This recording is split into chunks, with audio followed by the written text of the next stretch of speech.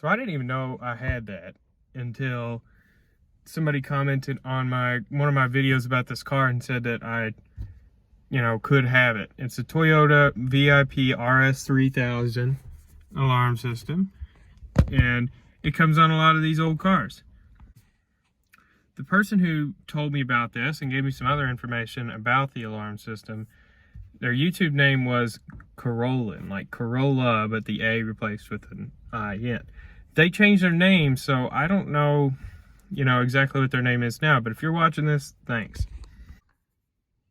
If you see this sticker on your window, driver's side and passenger side of your 97 Corolla, if you've got this security light right here, and this module underneath your driver's seat, apologize for the mess, then you've got it. And I'll link the key fob I bought in the description. There's a ton of information on how to set this up and hook up your key fob. It's really easy. You don't have to go to a dealer or anything.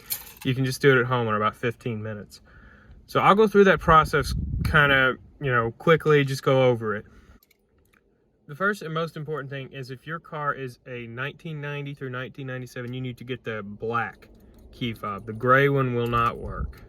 So if you have a 93 to 97 Corolla, get the black key fob.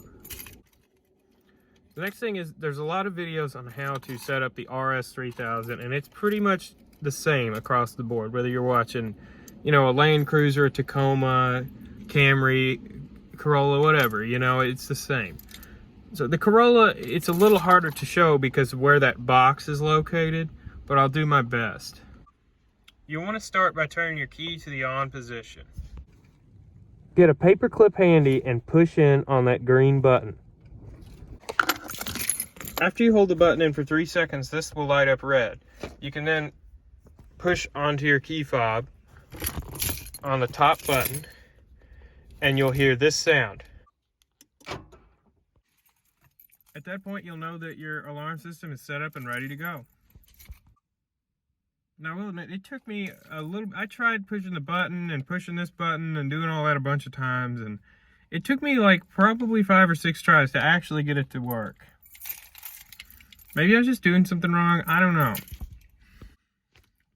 So again, there's a lot of cool things you can do with this alarm system. I'll leave a link in the description for all the instructions, all the features it has and whatnot. There's a lot of cool little features and adjustments you can do to it. And again, I'll leave the key fob in the description. This one works. I'll link you to the one that actually works.